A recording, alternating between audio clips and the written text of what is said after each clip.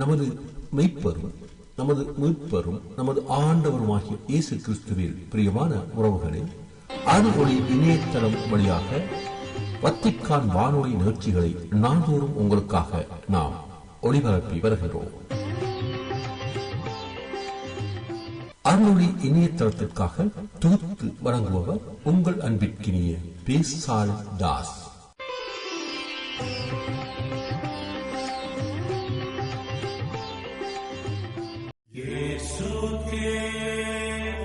லவ்தேத்தூர் இயேசுஸ் கிறிஸ்துஸ். இயேசு கிறிஸ்துவுக்கு புகழ். தமிழ் கூறும் நல் உலகில் வாழும் அனைத்து அன்பு உள்ளங்களுக்கும் வத்திக்கான் வானொலியின் வணக்கம். இறைவன் உங்கள் உள்ளத்தையும் இல்லத்தையும் தன் அன்பாலும் அருளாலும் அமைதியாலும் இன்றும் என்றும் நிரப்புவாராக.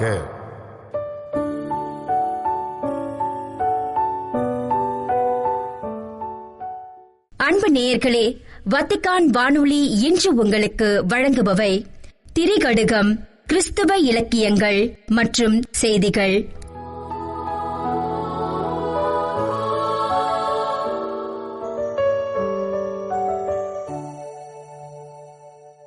திரிகடுகம்.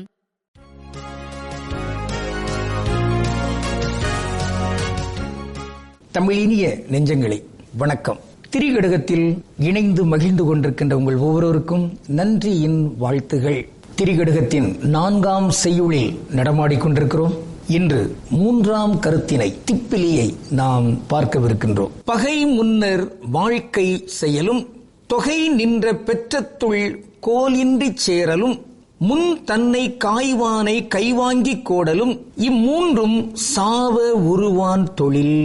இறப்பதற்குரியவனுடைய தொழில்களுள் 3ஆமானது முன் தன்னை காய்வானை கைவாங்கிக் கோடல். நமக்கு முன் நின்று நம்மை வருத்துகிறவன், தன்னுடைய சொல்லாலும் செயலாலும் இழிவுபடுத்துகிற அடையாளங்களாலும் இழிவுபடுத்திக் கொண்டிருக்கிறானே, அத்தகையோரை தன் உறவாக கொள்ளுதல் என்பது அது ஒன்றும் பெரிய பெருந்தன்மையான செயல் அல்ல. அது அறிவற்ற செயல், அது இறப்பதற்குரிய செயல் என்பதை பட்டறிந்தோர் பலரும் கண்டுபிடிப்பார்கள்.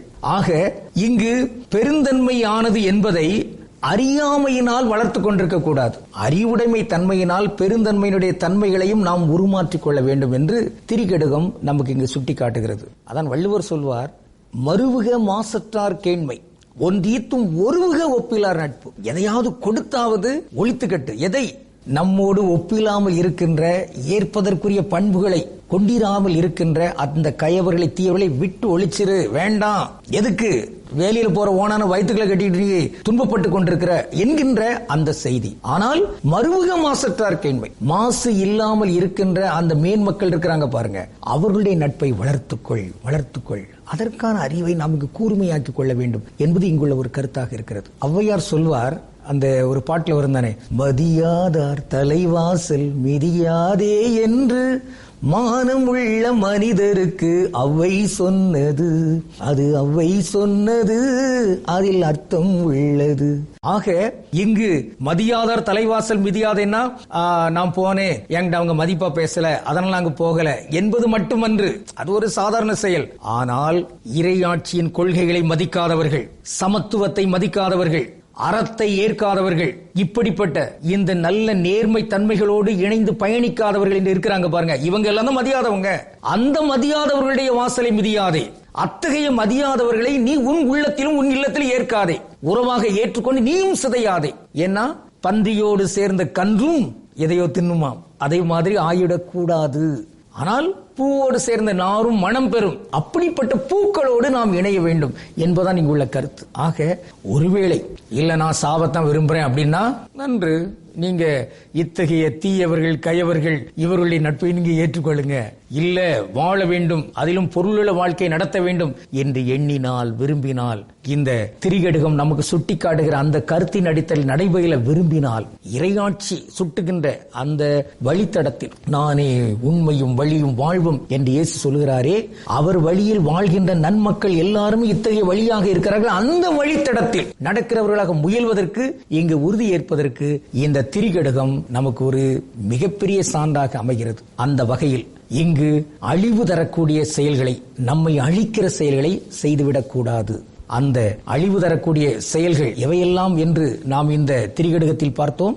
தனக்கு முன்னால் பகைவராக இருக்கிறவர் இருக்கிறாரே, அவரிடம் செல்வ செழிப்பையெல்லாம் அங்கு வெளிப்படுத்திக் கொண்டிருக்க கூடாது. பசுமாட்டு கூட்டம் இருக்கிறதே, அந்த பசுமாட்டு கூட்டத்திற்குள் கம்பு இல்லாமல் போய் நுழையக்கூடாது.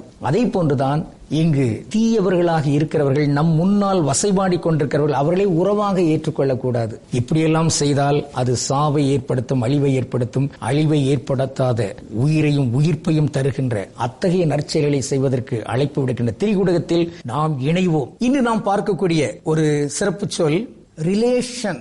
அது ஆங்கிலம், எல்லாருமே தெரிந்திருக்கிறோம். ஆனா இன்னும் எங்களுடைய ரிலேட்டிவ் வந்தாங்க, எங்களுடைய ரிலேஷன் வந்திருக்கிறாங்க, இவங்க எங்களுடைய ரிலேஷன், அப்படி ஏன் சொல்லணும்? தமிழ் அருமையான ஒரு சொல் உறவு. உறவு, என் உறவு, இவங்க என்னுடைய உறவினர் என்று நாம் பயன்படுத்தலாம். உறவு கடவுளுக்கு திருவுளமானால் மீண்டும் இணைந்து மகிழ்வோம். நன்றி, வணக்கம்.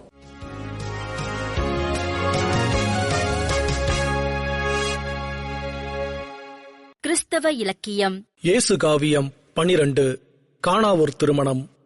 இயேசு காவியத்தில் சென்ற உரையில் கலிலேய கடலோரத்தில் மீன்பிடித்துக் கொண்டிருந்த எளிய மீனவர்களான புனித பேதுரு மற்றும் அவரது சகோதரர் அந்திரேயா ஆகியோரை இயேசு கிறிஸ்து தனது நற்செய்தி பணிக்கு முதலாக அழைத்த உன்னத விவிலிய நிகழ்வை குறித்து சிந்தித்தோம்.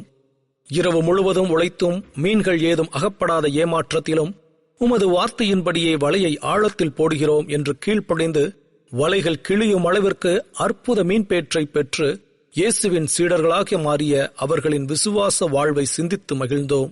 அதன் தொடர்ச்சியாக கலிலேயாவின் கானாவூரில் நடைபெற்ற ஓர் எளிய இல்ல திருமண விழாவிற்கு தனது அன்பு தாயான அன்னை மரியா மற்றும் சீடர்களுடன் இயேசு கிறிஸ்து வருகை தந்து அங்கு நேர்ந்த திராட்சை மது தட்டுப்பாட்டை நீக்க தண்ணீரை திராட்சை மதுவாக மாற்றி தனது முதல் புதுமையை நிகழ்த்திய மாண்புமிகு வரலாற்று சம்பவம் குறித்து இன்று காண்போம். கானாவூர் திருமணம். கானாவூர் எனும் இடத்தில் கல்யாண நிகழ்ச்சி ஒன்று வானக வளரும் இயேசு வலிமையை முதலிற் காட்ட தானாக வந்ததே போல் சரியாக வந்ததாங்கே. ஊனவதாரமான உத்தமன் அங்கே வந்தான். அத்தகு நேரம் பார்த்து அன்னை மரியாள் வந்தாள். சத்தியம் முன்னே போகும் தன்மையை பார்ப்பதே போல் தத்துவ இயேசு பின்னால் தலைதூக்கி நடந்து வந்தார். புத்தமது அருந்து வாரி பொன்மகன் வரவு கண்டார். இல்லையே திராட்சைச்சாறு என்றொரு குரல் கேட்டாள். வல்லிய மகனே என்ற மரியம்மை. சமையல்காரர் சொல்லிய மொழியை கேட்டு தூயதன் மகனை பார்த்து இல்லையே மதுச்சாரென்று இயம்பினாள் தானும் மீண்டும். இதை பற்றி நமக்குள் என்ன, எனது நாள் வரவே இல்லை, எதற்காக கவலை தாயே, இருப்பது இருக்கும் என்றார். மதுச்சாறு ஊறும் என்று மரியாளும் மனதில் எண்ணி அது மட்டும் இயேசு சொல்லும் ஆணையை கேட்கச் சொன்னாள். கற்சாடி சிலவற்றை தன் கண்ணாலே இயேசு கண்டார்.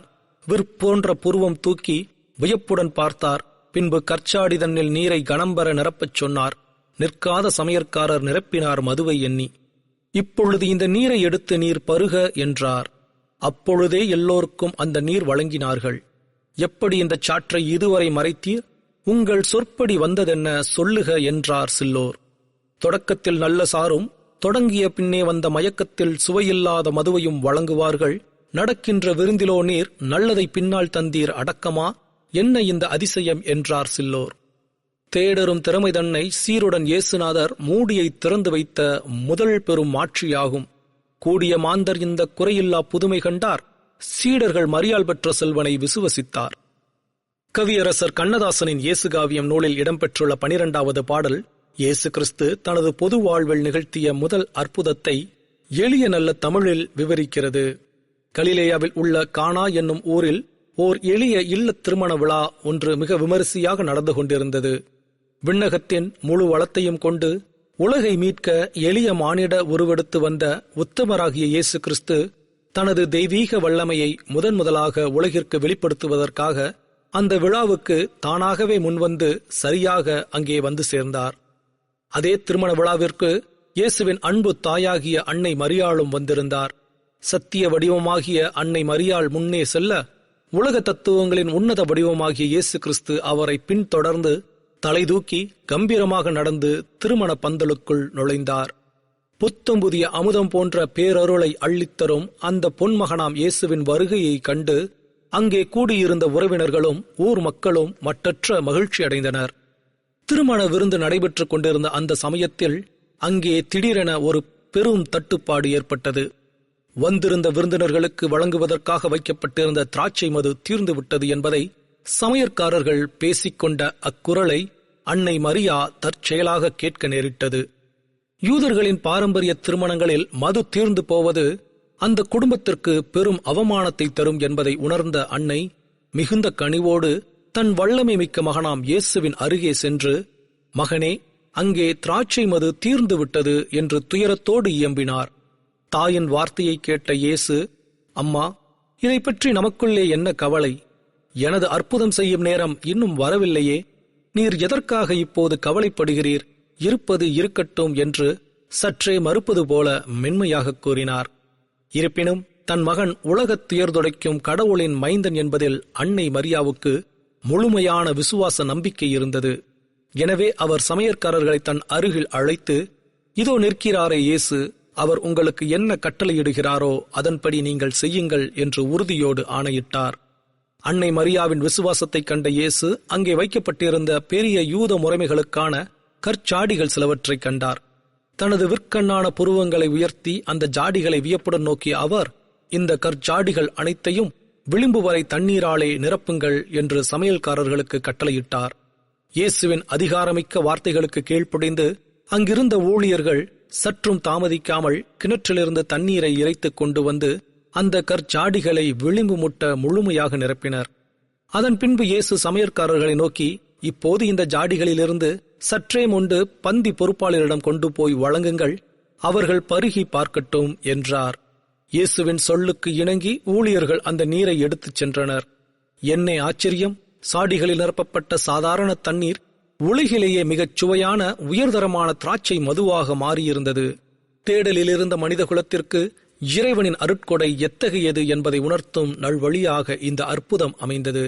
அந்த திராட்சை மதுவை பருகி பார்த்த சிலர் மற்றும் பந்தி மேற்பார்வையாளர் மிகுந்த வியப்படைந்து மணமகனை அழைத்து, பொதுவாக எந்த ஒரு திருமண விருந்திலும் தொடக்கத்தில் நல்ல சுவையுள்ள மதுவையே வழங்குவார்கள். வந்திருக்கும் விருந்தினர்கள் குடித்து சற்றே மயக்கமடைந்த பின் சுவையில்லாத சாதாரண மதுவை கொடுப்பார்கள். ஆனால் நீங்களோ இதுவரை இல்லாத அளவுக்கு மிகச் சிறந்த திராட்சை மதுவை விருந்தின் இறுதி வரை மறைத்து வைத்து இப்போது பின்னால் தந்திருக்கிறீர்களே, என்ன உங்கள் அடக்கமான பண்பு! இது எத்தகைய ஆச்சரியம் என்று மனமாற பாராட்டினர். கானா ஒரு திருமணத்தில் நடந்த இந்த உன்னத நிகழ்வு சாதாரண மனிதர்களால் தேடற்கரிய தெய்வீக திறமையை கொண்ட இயேசுநாதர் உலகிற்கு தனது மகிமையின் மூடியை திறந்து காட்டிய முதல் பெரும் அற்புதமும் மாட்சியும் ஆகும். அங்கே கூடியிருந்த திரளான மாந்தர்கள் அனைவரும் அந்த குறையே இல்லாத நிறைவான புதுமையை கண்கூடாக கண்டு வியந்தனர். இந்த முதல் அற்புதம் இயேசுவின் தெய்வீகத் தன்மையை உலகிற்கு பறைசாற்றியதுடன் அவருடன் இருந்த சீடர்கள் அனைவரும் அன்னை மரியாளின் திருக்குமாரனாகிய இயேசுவை மெசியாவாக முழுமையாக விசுவசித்து அவர் பின்னே செல்ல உறுதியான விசுவாச அடித்தளமாய் அமைந்தது.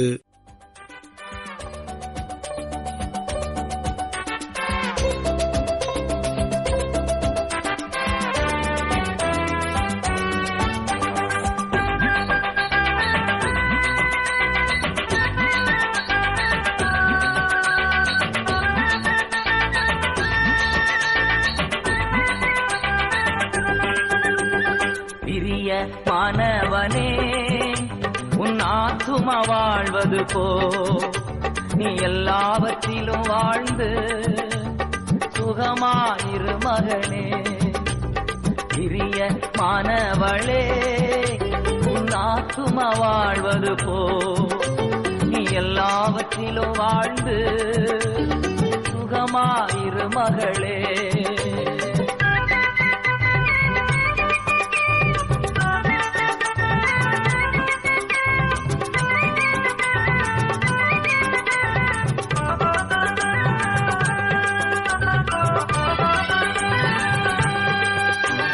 வாழ்க்கை என்பது போராட்டமே, நல்லதொரு போராட்டமே.